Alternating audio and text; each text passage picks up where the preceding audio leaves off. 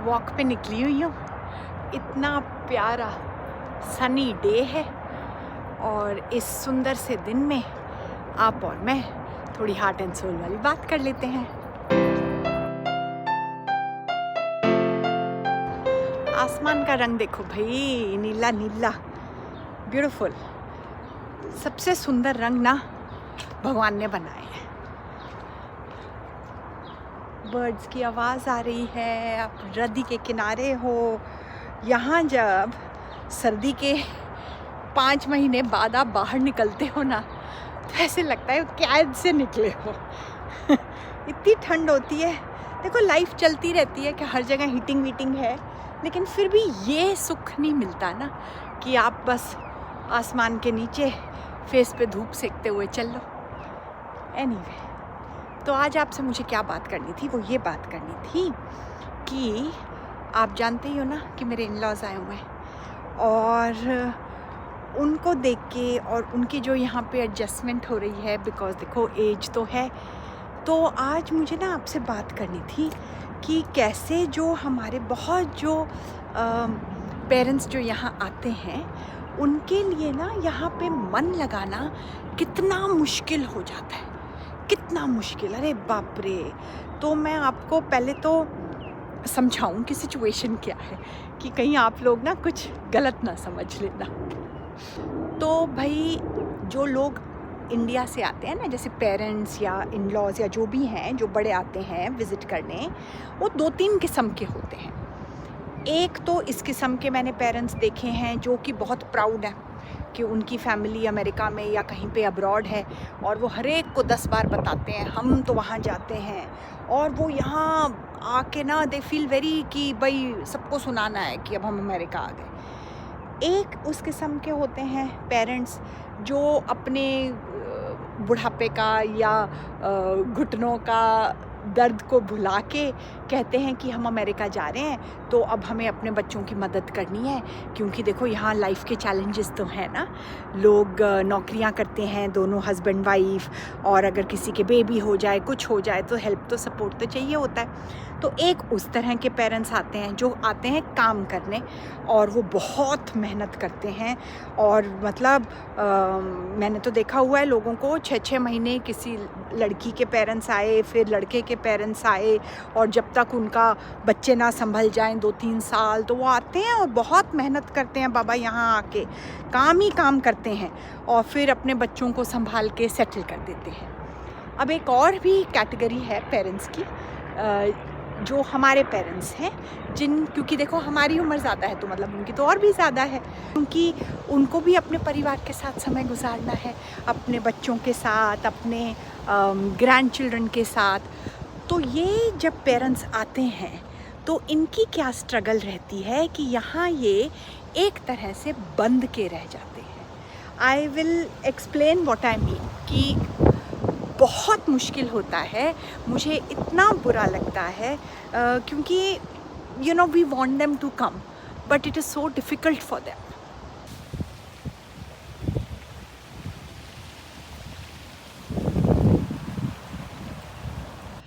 हाँ, तो जैसे मैं कह रही थी ना कि आज मैं उन बाकी कैटेगरी ऑफ पेरेंट्स के पॉइंट ऑफ व्यू नहीं आपसे बात कर रही, कि जो इनको अमेरिका का बड़ा क्रेज़ होता है, या वो यहाँ भाई एक पर्पस के लिए बच्चों की मदद करने, एक तरह से बहुत काम करने, सपोर्ट करने आते हैं, या सिर्फ जो टूरिस्ट तौर पे आए, घूमने आए थोड़ी देर और निकल गए। ये हमारे पेरेंट्स हैं जिनकी उम्र भी ज़्यादा है, और जो आते हैं क्योंकि इसी बहाने उन्हें लंबे समय तक समय मिलता है हमारे साथ, अपने ग्रैंड चिल्ड्रन के साथ।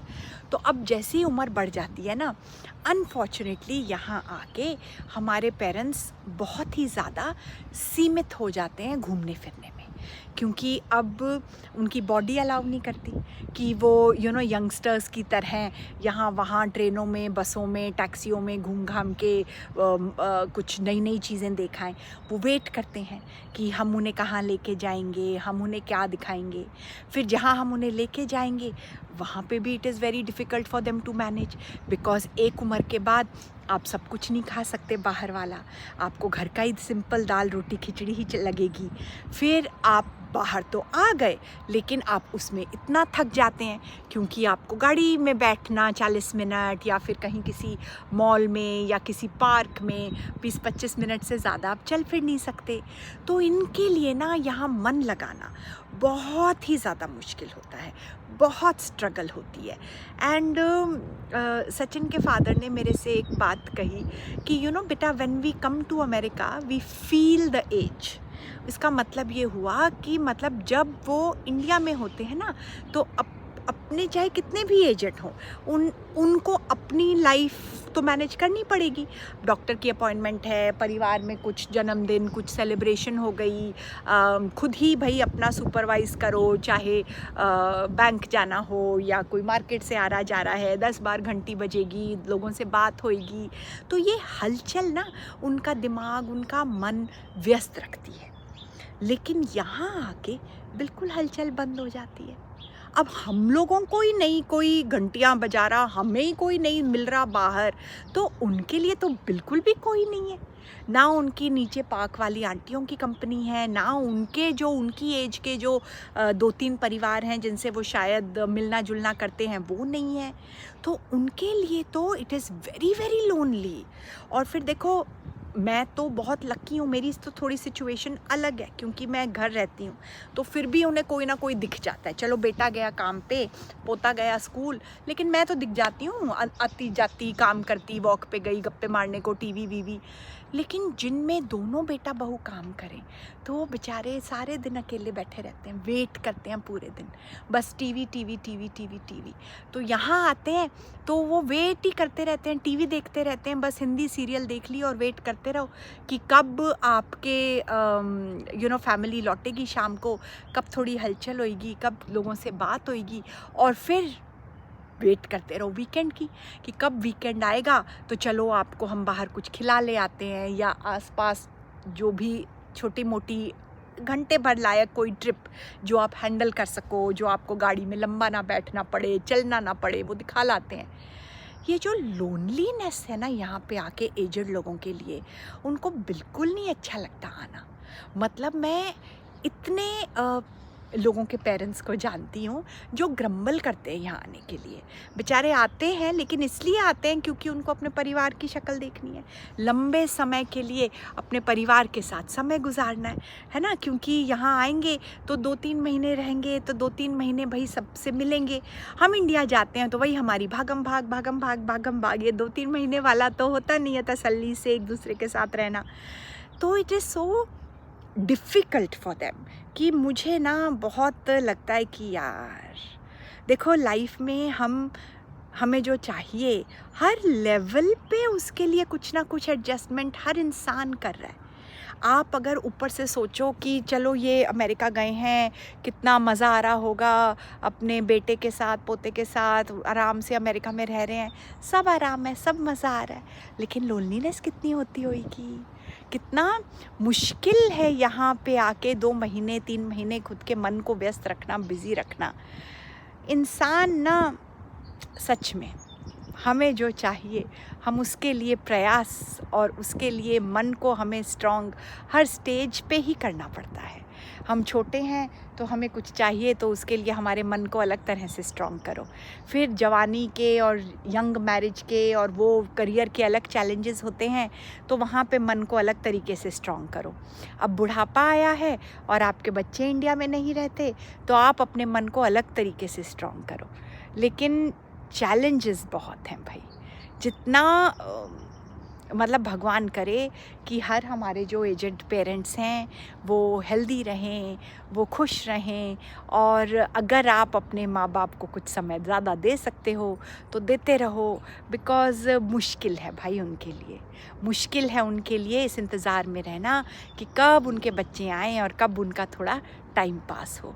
ये तो चलो मैं तो अमेरिका का पॉइंट ऑफ व्यू बता रही हूँ क्योंकि मैं अमेरिका में रहती हूँ, लेकिन यही चीज़ इंडिया में भी तो होती है।